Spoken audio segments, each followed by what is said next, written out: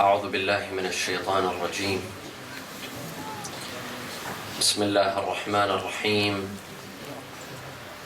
الحمد لله رب العالمين، بارئ الخلائق أجمعين، باعث الأنبياء والمرسلين، ثم الصلاة والسلام على خير خلقه العبد المؤيد والرسول المسدد، حبيب إله العالمين أبي القاسم المصطفى محمد. اللهم صل على محمد وآل محمد وعلى أهل بيته الطيبين الطاهرين وصحابته المنتجبين. صلى الله عليك يا أبا عبد الله،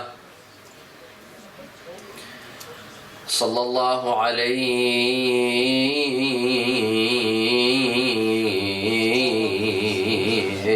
يا سيدي ويا مولاي يا ابن رسول الله، يا رحمة الله الواسعة،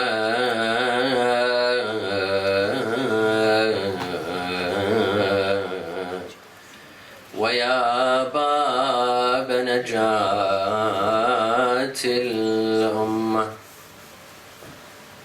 ويا عبرة كل مؤمن ومؤمنة،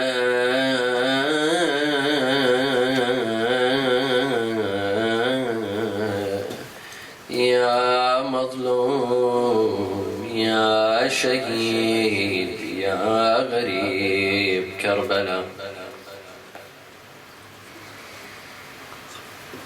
يا ليتنا يا ليتنا كنا معكم سادتي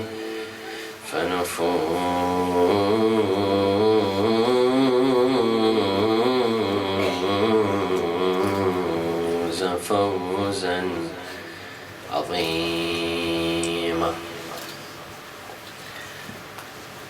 أعوذ بالله من الشيطان الرجيم. بسم الله الرحمن الرحيم. وليستعفف الذين لا يجدون نكاحا حتى يغنيهم الله من فضله. صلوا على محمد وآل محمد. اللهم صل على محمد وآل محمد. A second for the love of Fatima al-Zahra. اللهم صل على محمد وآل محمد. A third salawat with your loudest voices for the love of Rasulullah. اللهم صل على محمد وآل محمد. Everyone wants to get married. There's no one that could say, I never wish to get married. Yes, maybe some people at the moment they're not ready for marriage. But no one crosses the idea of marriage out of their mind forever. Everyone wishes to get married, sooner or later. It's something that everyone thinks about. Young ladies, girls, they think about marriage from a young age. They dream of their wedding. Maybe this idea crosses their mind many times every day. The ideal wedding, the cake, the dress, the ring, the flowers, and maybe the husband as well. All of these details, they think about it many times. It's something that they dream about. And so too men. Men, perhaps they don't dream about the wedding, but they dream about having a family, having a good wife, having children to come home to, playing with their children on the weekends. This is something that every man wants. This is something that every woman wants. This is something that Allah subhanahu wa ta'ala has put in every human being. The love of having a family. The need to get married. The desire to have a partner. This is in every human being. There are some people, they decide on getting married. They plan on getting married. Some after college, after university, they meet someone, they get to know someone, maybe their friends introduces someone to them, maybe their parents, but they meet someone, maybe a couple of people, until they finally find someone who is most compatible with them, and they get married. Some men decide on having a business, starting a business, having a steady job.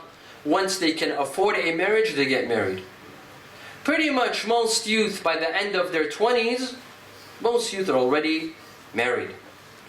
However, there are some youth that are not so fortunate. The years pass by, and they're still single. The days pass by, their friends are getting married, yet they're still not married. Maybe they've met several people, and they've spoke to them, yet it never worked out. And as the days pass by, as the years pass by, they're still single, and now there's less opportunities, there's less options, and they're very upset. Now there are some, when you ask them, why aren't you married? Why are you still single? They'll easily blame others. For example, if you ask some young men, why are you still married? They say, well, because I'm not a millionaire. No one's giving me their daughter because I'm not a millionaire. I don't have a fancy job. I don't drive a Ferrari. There's a lot of discrimination. Because I come from a specific country or from a specific city, no one's giving me their daughter. There's too much discrimination. The dowry is too much nowadays. Families request for a very big dowry, and so on and so forth. They're always putting the blame on the other side. When you ask some young woman, why are you still single? Why aren't you married? She says, well, because I'm too good for a lot of guys. I have a degree, and this scares a lot of men. I'm too educated for a lot of the men. I'm too smart for a lot of the men. I have a good job, and I make a lot of money. And this intimidates a lot of men. Men are intimidated with a woman that's smart, that has a degree, that has a good job. That's why I'm single. Some say maybe I'm under a magical curse. I don't know. And they mention lots of excuses and lots of reasons. But have you ever heard of a young man or a young woman that says the reason why I'm not married is me? It's my actions, my behavior, my personality, my reputation. Have you ever heard someone put the blame on themselves? No. The blame is always on the other men, if it's a young lady. The blame is always on the other woman. There's not enough good women. The society, the community. But it's never that person. You know, they say that when you finger blame, when you place your finger on someone, when you're blaming someone, don't forget that there's 3 fingers coming back at you. Whenever you blame someone, you point your finger, there's 3 other fingers coming right back at you, telling you that it's your fault. Tonight, my dear friends, in the next couple of minutes, we'd like to address this topic, the topic of why you're still single, and examine why youth sabotage their own marriage and their own wedding. Why some youth, they cause the delay of their own marriage. We don't want to talk about society and put the blame on others. But what are the things that youth do themselves, consciously or unconsciously, knowingly or unknowingly? They do certain things that delays their own marriage, that gets their proposals to be rejected. or that doesn't allow proposals to come. There are certain things that youth do themselves, and tonight we shall examine this, inshaAllah. Send aloud salawat. Allahumma salli ala Muhammad wa ali Muhammad. Number one, reputation. Reputation. Reputation is everything, my dear friends. It means everything. What is reputation? Reputation is the image and impression that the community and society has of you. When the society, when this community, your own community, when they think of you, what is the image that comes in their minds? That is called your reputation. If the image that they have of you is a good image, that means you have a good reputation. But if the image of you is not such a good image, it's a negative image, that means you have a bad reputation. So what is the image that the community has of you? What sort of image and impression you are giving of yourself to the community? This has a major role. You see, reputation is everything. It's priceless. People that have good reputations, that means they have everything. People are willing to pay millions of dollars to have a good reputation. People with good reputation are the most on demand. When it comes to jobs and work, you see those that have the best reputations have the best jobs. Politicians, those who have the best reputations, people will vote for them and people will elect them. Those who don't have a good reputation, no one will vote for them. Good doctors, the doctors that have the most amount of clients and patients are the ones with the best reputations. The ones that are known to cure the most amount of sick people. But would you go to a doctor that kills half of his patients under surgery? Of course not. This doctor would have a bad reputation, or you'd never even go. It wouldn't even cross your mind to go to a doctor that has a bad reputation. And it's the same thing with marriage. The people that have the biggest reputation, the best reputation, get married easily and quickly. A young man with a good reputation, families will not hesitate to give them their daughter. You won't hesitate because this person has a good image. They have a good impression of him. Perhaps they don't even need to ask around. They don't need to go from door to door and ask, what do you think of this person, of this young man? Why? Because he already has a good reputation. And the same thing with young women. If a young lady has a good reputation, the proposals will come. She'll receive lots of proposals because she has a good reputation. Thus, reputation is everything, my dear friends. Islam teaches us to care for our reputation. Islam tells us, care for your reputation. Make sure that the community and society thinks of you positively, not negatively. There's a hadith that says, لا خير في امرئ لا يبالي بما قيل أو يقال عنه. There is no good in a person that doesn't care what people say about him. What people have said and say about him. This person is no good. This person is valueless. You should care. One day Rasulullah sallallahu alayhi wa alihi send aloud salawat. Allahumma salli ala Muhammad wa ali Muhammad. One day Rasulullah sallallahu alayhi wa alihi was walking in Medina. One of his companions, he was walking with his wife. Rasulullah was walking with his wife at night. One of his companions, Anas ibn Malik, he saw Rasulullah. He saw him walking with a lady at night. He saw him and then he turned away. Rasulullah called him. He said, Ya Anas, come here. Do you know who this is? This is my wife. Don't think that it's anyone else. This is my wife. Anas said, Ya Rasulullah, did you think I would think something else?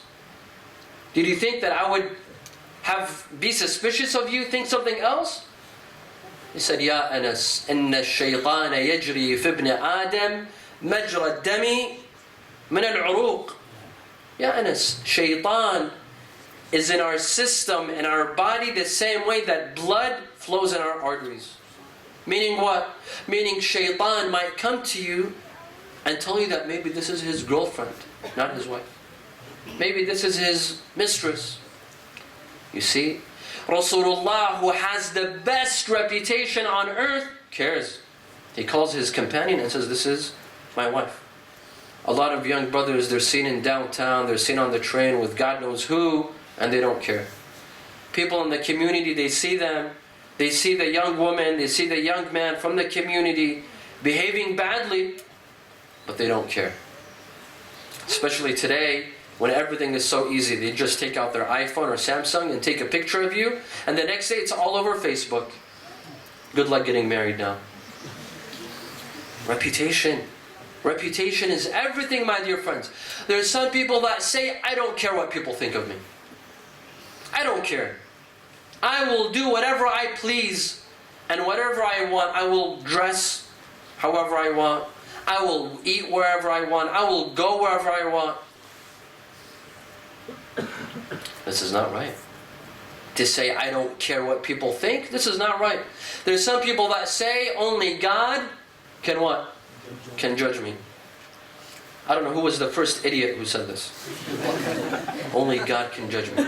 Of course God, it's as if he's allowing God to judge him. Of course God will judge you. But people will also judge you. Of course people will judge you, and God will judge you.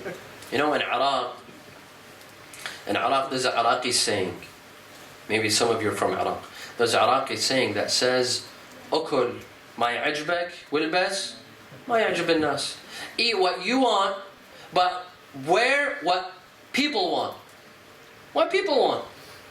Of course, which people? Not just anyone. Meaning people will judge you according to what you wear and how you behave and how you act. People care and people will judge. Don't say, I don't care what people think. You should care. Yes, I'm not saying that you should be a people's pleaser. Please everyone. You should try to please everyone. No, you can't please everyone. That's impossible. It's impossible to please every human being. Because we humans can't please everyone. Not just we humans. Allah can't please everyone. You think everyone is satisfied with Allah? You think everyone is happy with Allah? There's some people that curse Allah. One day Musa alayhi salam, either Musa or one of the prophets, he said, Ya Allah, I will deliver your message and call people to your religion free of charge. Even if I will get hurt, people will trash me, people will hurt me, people will hurt my family, that's fine. But I will ask only one thing in return. I want people to be pleased with me. I want people to be satisfied with me. Allah told this prophet, He told him, خِصْلَةٌ لَمْ أَجْعَلْهَا لِنَفْسِي أَجْعَلَهَا لِغَيْرِي. This is a quality that I don't have. You want me to give it to you? For people to be pleased with you? People are not pleased with me. Thus, I'm not saying try to please everyone. No, no one will be. There will be a group of people that will not be pleased. But this doesn't mean that you should not care what people say about you and think about you. This doesn't mean that you should not care about your reputation. Everyone should care. This will affect. You need a good reputation to have friends. Those who don't have a good reputation don't have friends. You need a good reputation to have a job. If you have a bad reputation, no one will give you a job. And you need a good reputation to get married. To find a wife, to find a husband, you need a good reputation. صلوا على محمد وعلى محمد. اللهم صل على محمد وعلى محمد. Now, there are certain things that affect people's reputation. There are certain things that might affect your reputation. What is it? One, previous relationships. If a person was in a previous relationship or relationships with this person, with that person, with this friend, with that friend. And the community discovers, your community finds out, people are merciless. People can be very merciless. And the news will get out. The news will get out. If people in your community know about your previous relationships, that you've been with this person, you've had a relationship with that person, you've talked with this person, the word gets out. And people are merciless. And before you know it, you have a bad reputation. And no one will marry you. No woman, no young woman will agree to marry a young man that has been in many relationships. She refuses. Why? Because this stirs jealousy. It stirs jealousy. It stirs insecurity. She will think maybe he's seen other young women that are more beautiful than me, and he might not like me. This might stir in trust. She might lose trust in you. She might think, if I marry this young man, who says that he will not go back to his former relationships, his previous relationships? You see? It stirs jealousy. Thus she will refuse. Plus, when she chooses a husband, she's also choosing whom? A father. She wants a good father for her children. She wants a good role model for her children. Thus, most young women, if they know that this man has been in many relationships before, they will choose not to marry him. The same thing goes for young women. A young man who knows that this young woman has been in many relationships, is he going to marry her? No, of course not. Because many reasons. Number one, he has an ego. He has pride.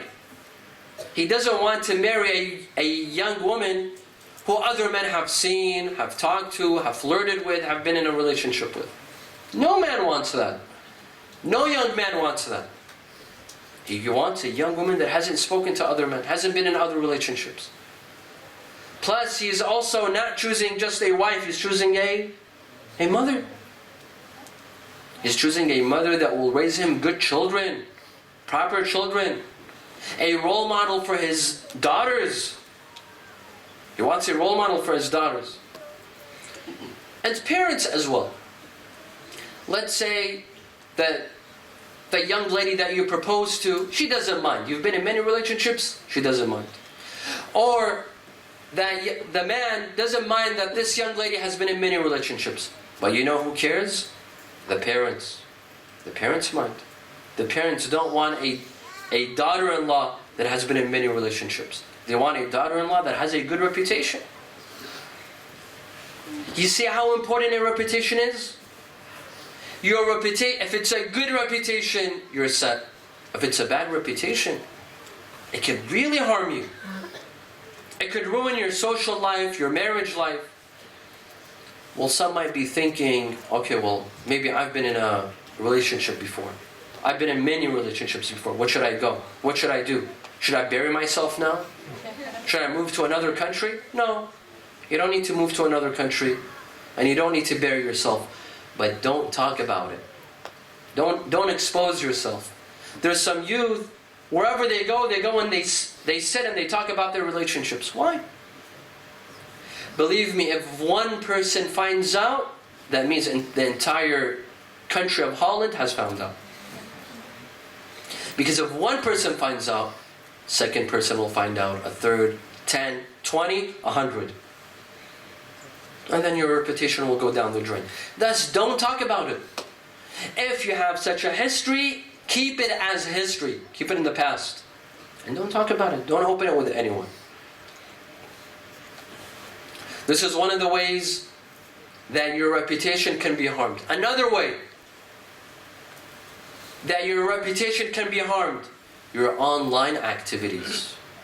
Your Facebook account, your Twitter account, your Instagram, what you do, the pictures that you post, your statuses, the remarks that you make. I see some young ladies, I'm astonished. They post a picture of a football player, and then, you know those faces with eyes with hearts? like 10 faces with eyes of hearts. A picture of a football player. And this is in front of everyone. All your friends, all your followers get to see this. Did you forget? Don't you think this has an effect? This will harm your relationship? Be careful, my dear friends. Be careful what you tweet about, what you post about, what you put on your Facebook, what you put on your Instagram. Because nowadays, people judge you based on your Twitter account or your Facebook account. If they want to see, is this person religious or not, they go to your Facebook. Am I right or am I wrong? They judge you based on your online activities. Let's be careful. I remember once I was in a community and I was sitting with a group of young men. And I asked them, why don't you get married? They said, Said, because there's not enough good young ladies in our community. I told them there's plenty of young ladies. They said, yes, there's plenty in numbers. In quantity, there's a lot. But not what? Quality. I told them, well, what's the problem? They said, Sayyid, we know too much. We know too much about the young ladies in our community. How do they know too much? They put spies? They go into their homes? No. It's because they see their online activities, their pictures, their posts, their tweets, their comments. This all has an effect. And another thing that I must say, I have to say this. Some sisters and some young ladies from our communities, they have pictures with that kissy face. What is this? It's all over the internet. All over the internet. They have a picture with a kissy face. This is ridiculous. Yes, at the moment it's funny, it's nice. Your friends think it's cute. But this destroys your reputation. I think sometimes to myself, does this young lady know what she's doing when she posts a picture like this? She's destroying her reputation. Because all the young men in her community, those who smile to her and make a nice comment and they tell her that she is beautiful, but do you think they will marry her? I'll let you answer this. Thus, I tell my dear brothers and sisters, my young brothers and sisters, if your online accounts, your Facebook, your Twitter, your Instagram, and every day there's going to be a new social network. If this is destroying your reputation, you know what you need to do? As soon as you go back home tonight, you go and you delete that account. You know why? Because it's deleting you. It's deleting you. It's deleting your social life. It's deleting your reputation. So what's better? To have your reputation deleted or your Twitter account deleted? Which one's better? You have to think it. You have to make that decision. You have to assess. صلوا على محمد وآل محمد. اللهم صل على محمد وآل محمد. This is one. Reputation. Reputation is everything, my dear friends. Don't forget this.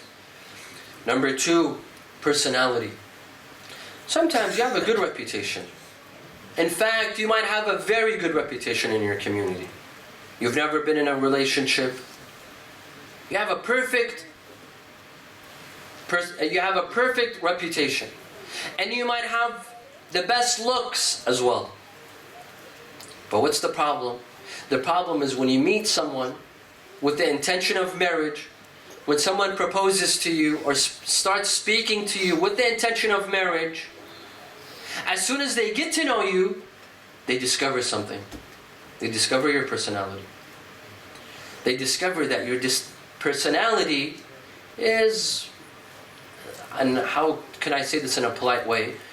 It's a difficult personality. It's a difficult personality. Meaning, you're angry, you have a temper, you have a sharp tongue, you have to say something about everything. It's your way or the highway. You're the boss. You call the shots. You make the decisions. Even about the smallest things. You have to call the shots. You have to make the decisions. This is a very difficult personality. Someone who's always angry. someone who's always ready to put up a fight, even on the most smallest matters. Even if it's a fight over the remote control for the TV. You don't mind making a fight. You don't mind making an argument. I'm sure that you know many people like this, with this sort of personality. This person with such sort of personality, even if he's the best looking person in his community, even if she's the most religious person in her community and the best looking person in the community, no one likes a person with such personality. This is not attractive.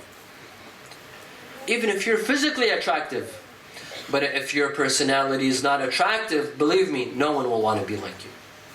No one wants to be with someone who is angry all the time. Someone who has a temper. Someone who has a sharp tongue.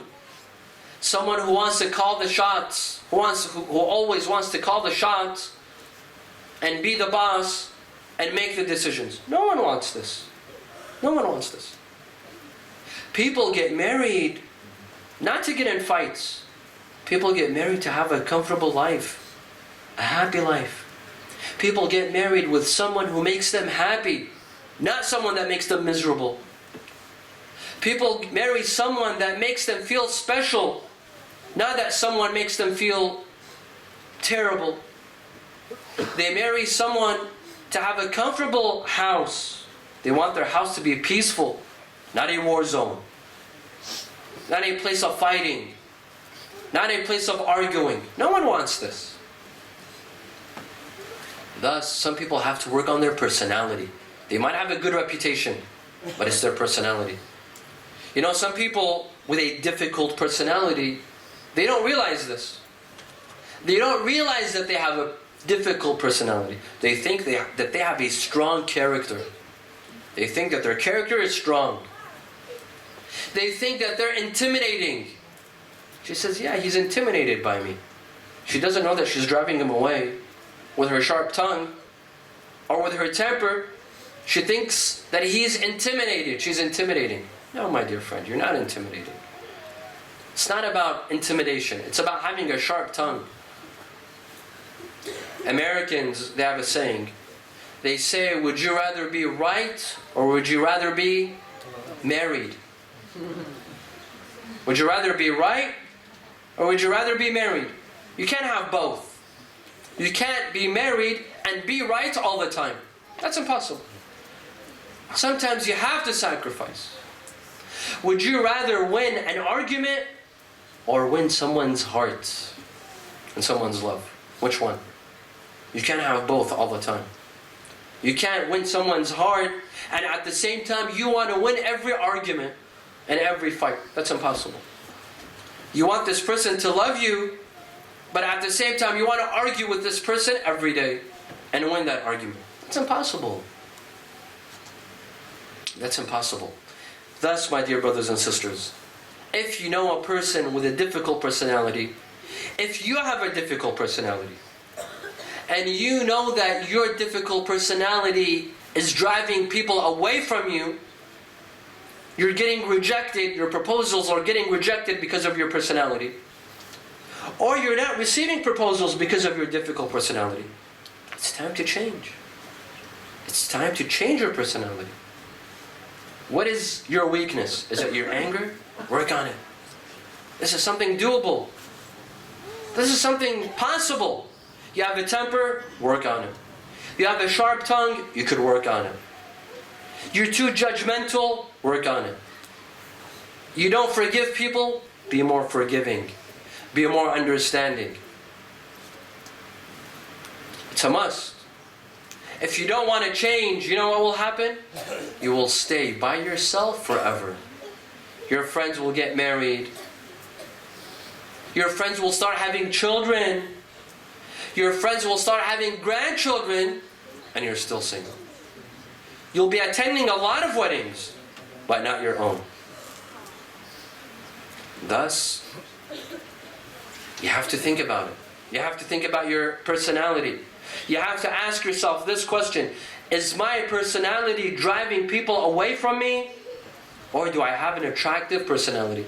Believe me, You could be the best looking person. Doesn't matter if you don't have a good personality. I know many people that prefer personality over looks. Personality over looks. Because at the end of the day, the looks, no matter who you marry, after a year, 2 years, 5 years, this person who is very good looking will become ordinary for you. Correct? Will be ordinary for you. You know, I say this as a joke to some young men who look for beauty. I tell them, you know your favorite meal? It's your favorite meal if you have it once a month.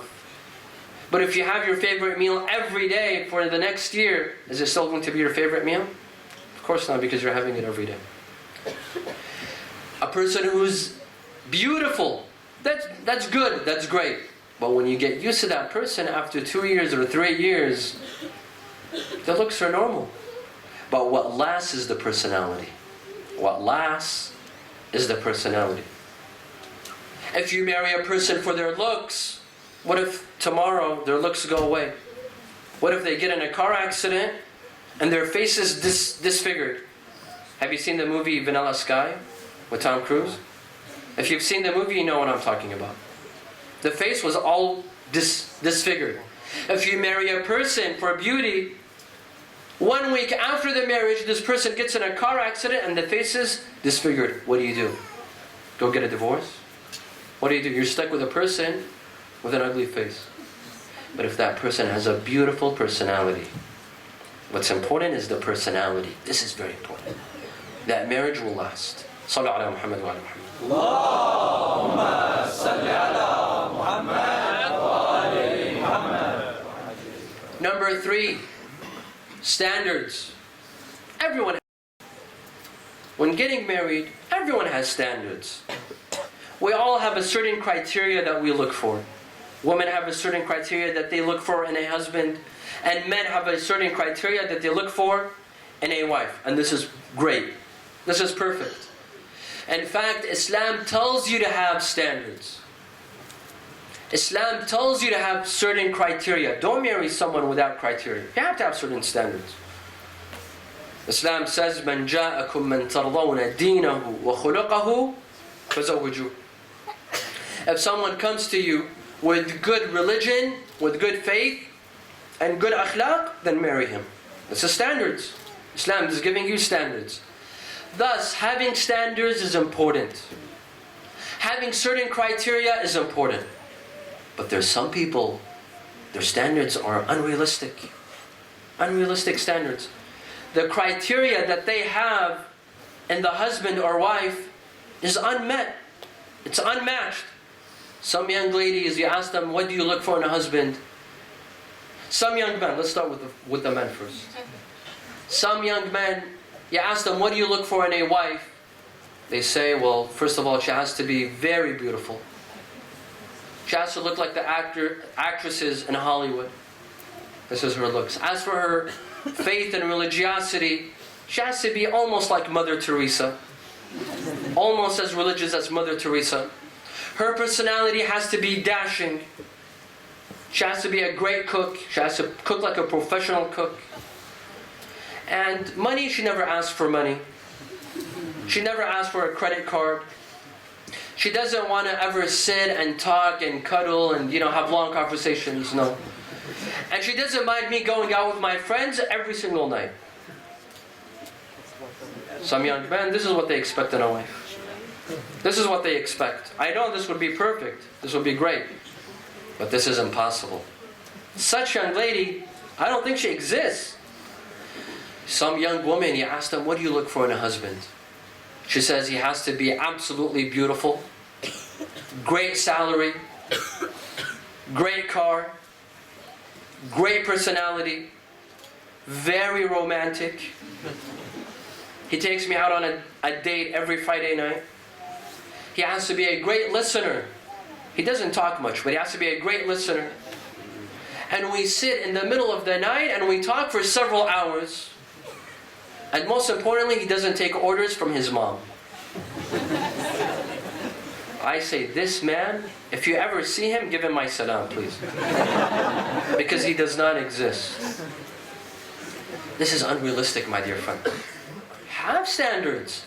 Have a certain criteria in the wife that you're looking for and the husband that you're looking for. But be realistic. Such standards are not realistic. Lower your standards. If these are your standards, believe me, you will never get married. No one will satisfy you. You'll never be satisfied. Thus, lower your standards. Be realistic. Don't have imaginations. Don't have a wild imagination. These qualities, they exist. You know, the qualities that I mentioned, they exist. But you know where? On TV. In Hollywood. Or in Turkish series, the new Turkish series that are coming out. They only exist on TV, that's it. You see him, that Turkish actor, he's beautiful, he's tall, he's blonde. His name is Noor, by the way, right? Or Mohammad, I'm sorry. His name is Mohammad. He has a great personality. He's perfect. But there's only one problem with him. He's an actor. He's acting. This is not real. God knows how he behaves at home. God knows what his real wife says about him. But what you see him on TV, he's perfect. But at home, we don't know. Because this is acting. It's not real. Thus, these qualities only exist on TV and in Hollywood. In reality, all of these qualities are not combined in one human being. Yes, there's some human beings that combine some of these qualities, but not all.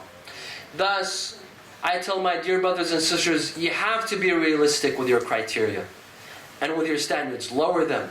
There are some criteria, there are some standards that you can sacrifice. You can sacrifice. He has to have a wonderful job? No, he doesn't have to have a wonderful job. He has to be a hopeless romantic? No. He has to be the best looking person in Holland? No. These are some things that you can sacrifice. But there's some things that you cannot sacrifice. He has to be religious. This, don't ever sacrifice it. He has to have good akhlaq and manners. Don't ever sacrifice this standard. He has to have this. And she has to have this. She has to be religious. She has to have good akhlaq. She has to have a good reputation. He has to have a good reputation. Don't ever sacrifice this standard. You know, once, I mentioned this in some of my lectures. Once, I was sitting with a group of young men. Late at night, it was during the month of Ramadan, and we were sitting late at night, and there were a group of young men that were eligible bachelors, at the age of getting married. So I asked them a theoretical question. I told them there's two young ladies. One of them is very beautiful. As soon as I said this, they said, okay, khalas, that's the person we're going to marry.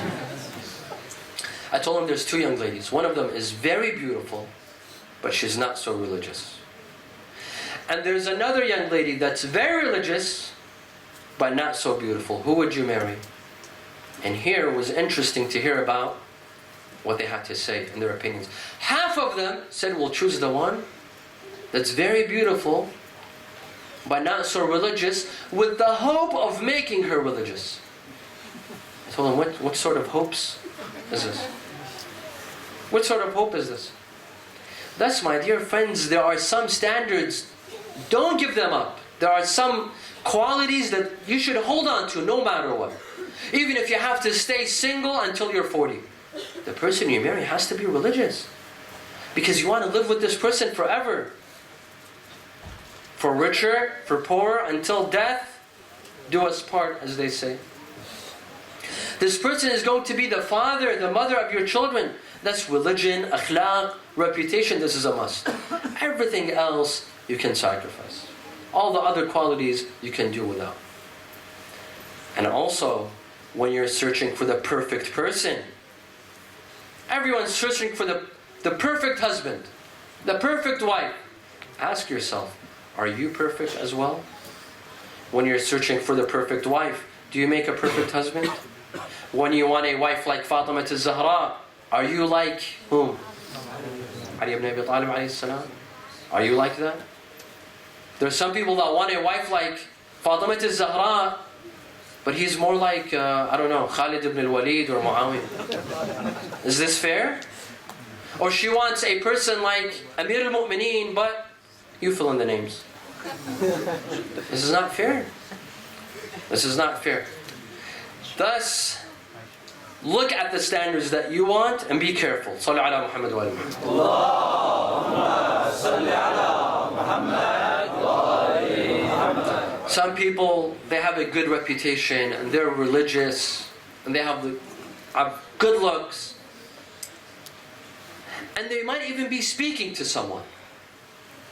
They might be speaking to someone about marriage. And of course, when they speak, they're not crossing the boundaries. They're not crossing the lines. They're abiding by the Islamic laws, and they're speaking to someone about marriage. However, sometimes it's not working out. The person that you're speaking to, your friend at university, from the mosque, someone in your community, you're speaking to them about marriage. But sometimes it's obviously not going anywhere. For example, he's still studying. And he has many years ahead. This is a problem. Her parents are saying no, no way. He's broke. He can't afford a house, not even rent an apartment, and he's in debt. And you're constantly arguing and fighting, even on the little matters. It's obviously not working out. It's obviously not going anywhere. You're still stuck in this relationship. You know what you're doing? You're ruining your marriage. This relationship that you're in, it's not allowing you to get married with someone else. But the question is, why aren't you getting out of this relationship?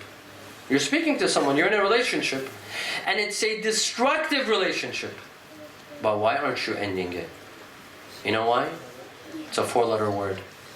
It starts with an L. Love. You're madly in love. You're in love with him. Yeah, you know that he's not responsible. He's broke, and he's still studying, and he might not even make a great father and a great husband, but you're in love with him. You're in love with her. Her hijab isn't that great. She doesn't make a great mother, but you're in love with her. You can't live without her. Every time you think of breaking up, you start panicking. You get depressed. You have panic attacks. You lose your breath. You can't sleep at night. You have to smoke 2 packs of cigarettes. You're getting depressed. You know what this is doing to you? This is destroying you. This relationship that is going absolutely nowhere is letting you pass up many others that would make a good husband and a good wife. You're so madly in love with this person, your mother comes and says, you know, there's other men. There's this person, this person, this person. But you keep on saying no, no, no, no. Why? Because you're in love. Because you're stuck in a relationship. A relationship that is going absolutely nowhere. It's letting you pass up good people, prospective spouses, a person that would make a great husband or a great wife. You're passing them up for someone who's not worth it, but because you're madly in love. You're stuck in a relationship. You have to get out of this relationship. No matter what happens, sooner or later you have to end this relationship. It has to end, whether you like it or not. At the end of the day, you'll have to end it. Why not end it now, sooner, and save your heart from breaking, than break up 2 years from now when you will be shattered, when they will have to put you in a hospital. Does that make sense? If you're in a relationship that's not working out, that's going absolutely nowhere, end it today, tonight, and blame it on me. Blame it on Sayyid Hossein. But don't give him my address because I don't want to get in trouble. End it.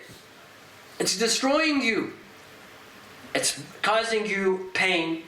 It's causing you a heartbreak. And it's not leading to your marriage.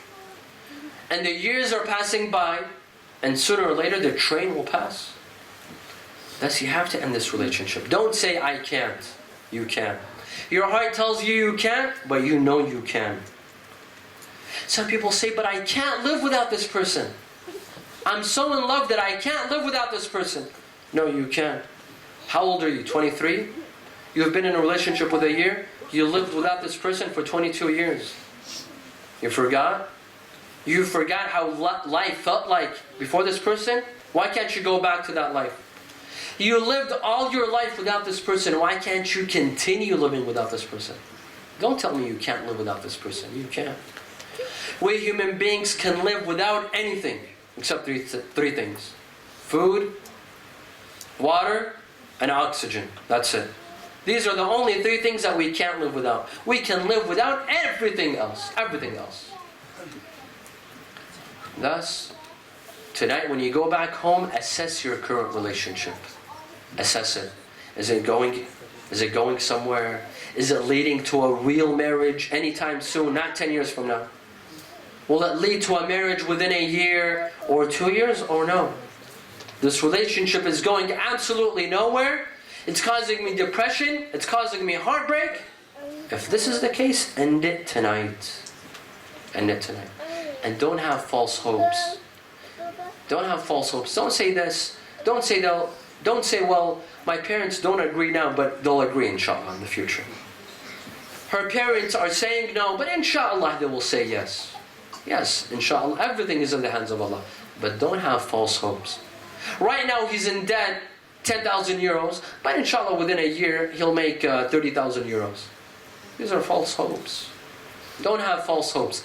Be logical, don't be emotional. Don't let your emotions make your judgment and make your decisions. Let your logic, your mind, your brain make your decisions for you. Salli ala Muhammad wa ala Muhammad. Allahumma salli ala Muhammad wa ala Muhammad. And finally, you're a mess. Some young men, especially young men, they're a mess. He's not employed. He's never been employed. And he's not planning on getting employed. Yet he still wants to get married. He doesn't have a job. He doesn't have any money.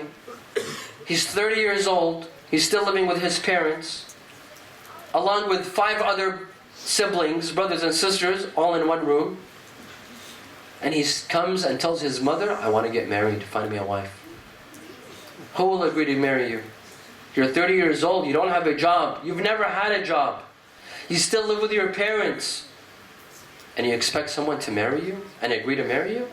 This is impossible. No one will accept to marry someone who's a mess. Someone who's irresponsible. Someone who's not willing to go out and get a job at least. And make sustainable income. You know, people don't take chances with their daughters. Maybe the girl miraculously agrees to marry you, but her father will not agree. Her mother will not agree. People, you know, in Iraq they say, we don't have extra daughters. No one has extra daughters to give out for free. When they give their daughter to someone who they are sure will take care of their daughter. Will treat her in a good way.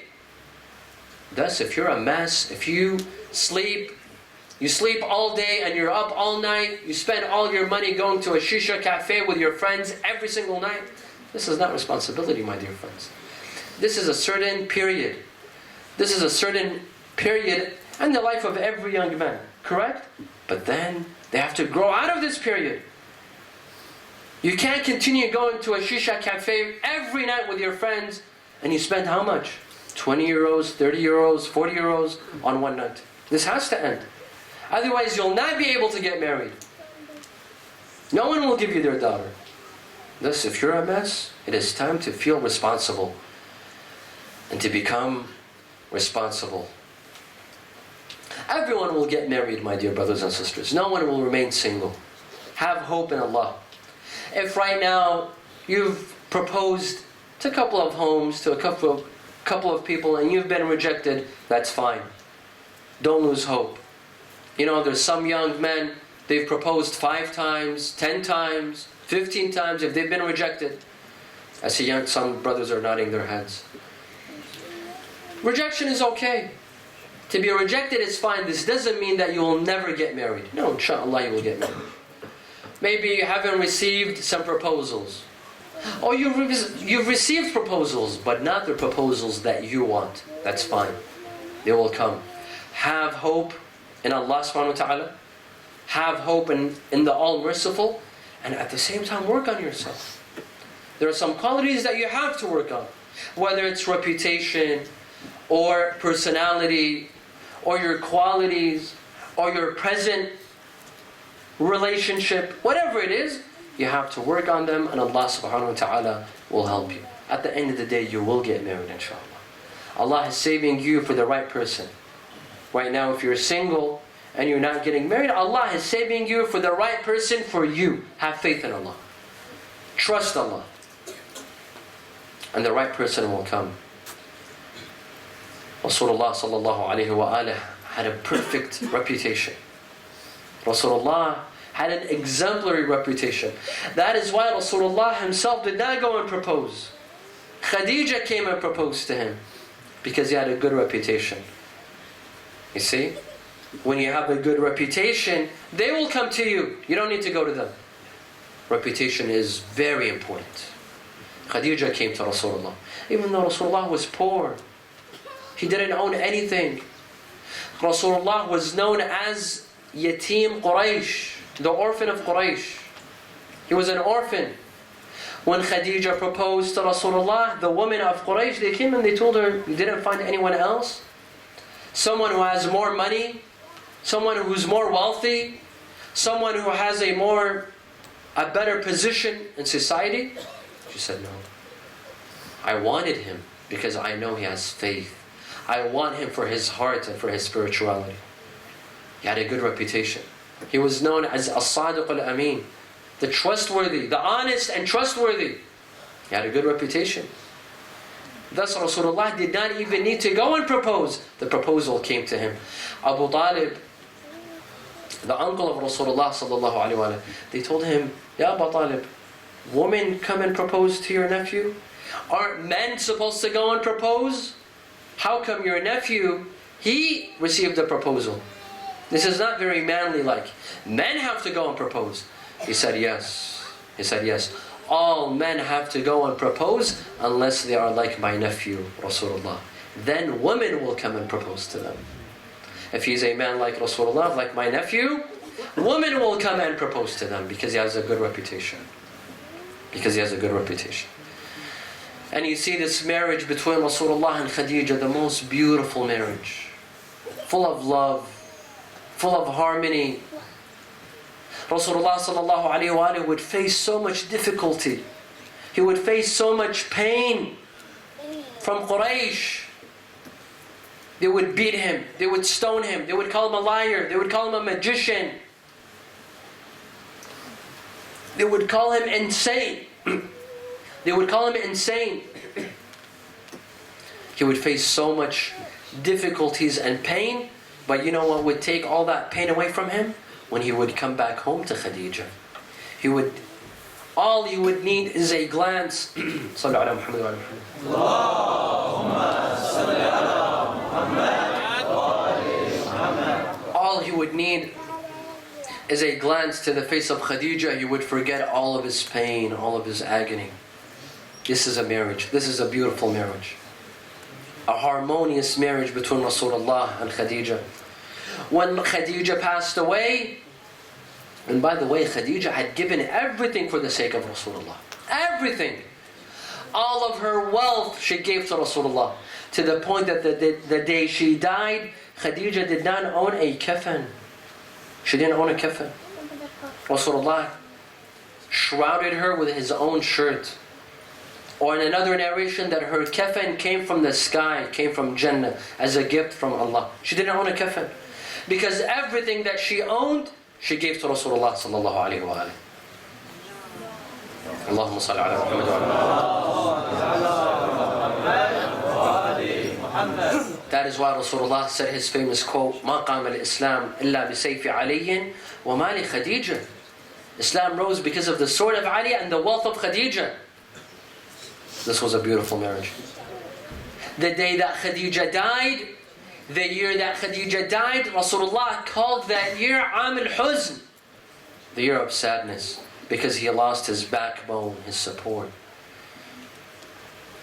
One day Rasulullah sallallahu alaihi wasallam was sitting with his wives. one of the friends of Khadija, she came in to the house of Rasulullah. Rasulullah stood up, he greeted her, he seated her in a good place, and he remembered Khadija, one of the wives of Rasulullah. She said, Ya Rasulullah, enough about Khadija. Enough, you keep on mentioning Khadija, enough. Allah has replaced you with better wives. Meaning who? Meaning herself. She's talking about herself. Rasulullah said, no. No. لم يبدلني بخير منها. Allah did not replace me with a better wife. لقد نصرتني حيث خذلني الناس. She supported me when everyone else abandoned me.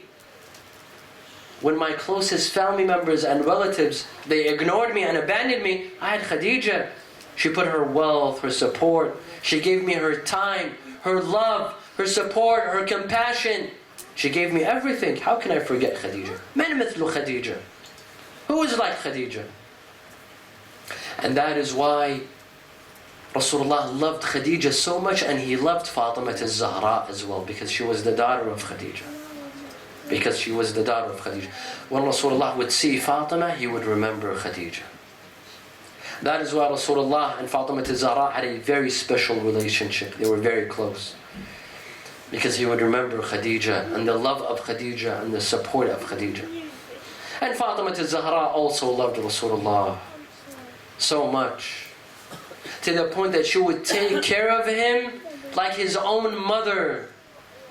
She would take care of him like his own mother. That is why Rasulullah said, Fatima to Ummu Abiha. Fatima is the mother of her father. To the point that when Rasulullah, and we commemorate his martyrdom, when Rasulullah died, Fatima, this was a great tragedy upon Fatima al-Zahra alayhi salam. She could not stand the pain. She could not stand the pain. Rasulullah wanted to comfort Fatima. He was on his deathbed. He called Fatima. He called her. They say that he whispered something in the ear of Fatima al-Zahra. She began to cry. And then he whispered something else in her ear. She began to smile. They told her, Ya Fatima, what did he say to you? The narration is by Aisha. Aisha asked Fatima al-Zahra. She told him, Ya Fatima, what did he say to you? Why did you cry and why did you smile? She said, as for the cry, I cried because he told me I will die in the next few days. That is why I cried. And as for my smile, I smiled because he told me you will be the first person from my family to come with me to the Akhirah. That is why I smiled. The death of Rasulullah was very great on the heart of Rasulullah. Rasulullah passed away, and it was the beginning of the tragedies on the heart of the Ahlul Bayt, on the heart of Fatima al-Zahra, on the heart of Amir al-Mu'mineen. Fatima al-Zahra, one day, this tragedy was so great, it was so great, that she sat at home. Everything reminded her of Rasulullah. One day she asked Bilal al-Habashi, he was the mu'adhin, he would say the adhan. After the death of Rasulullah, he said, I will never say the adhan again, because I would only say the adhan for Rasulullah. One day they told him that Fatima wants to hear the adhan from you, because it reminds her of her father Rasulullah. Bilal came, he began to recite the adhan, Allahu Akbar, Allahu Akbar. أشهد أن لا إله إلا الله أشهد أن محمد رسول الله.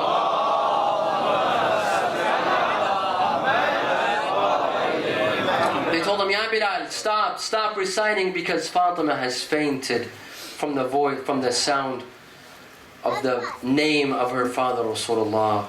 She would come to the grave of Rasulullah sallallahu alayhi wa alihi.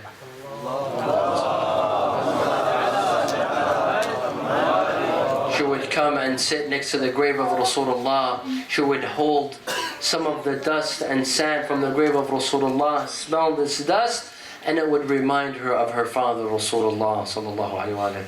She would recite, ماذا علي يا من شم تربة أحمد أن لا يشم مدى الزمان غوى غالية صبت علي مصائب لو أنها صبت على الأيام صرنا لياليا. Fatima Zahra alayhi salam would cry all day, all night, to the point that the neighbors of the house of Fatima, they came to Imam Ali. They told him, tell Fatima to cry either during the day or during the night. At night we wish to sleep, but the crying of Fatima does not let us sleep. During the day we wish to work, but the crying of Fatima does not let us work. Take Fatima out of the city. Amir al-Mu'mineen built a house outside of the city. He called it Baytul Ahzan. Fatima Zahra would grab the hands of Al-Hassan and Hossein. Go to this house and cry for her father Rasulullah. It's as if I could hear her saying, قامك يا بويا قامك يا بويا ما رعاني وخلاف عينك مرمراني برا المدينة طلعاني ومن البكي عليك منعاني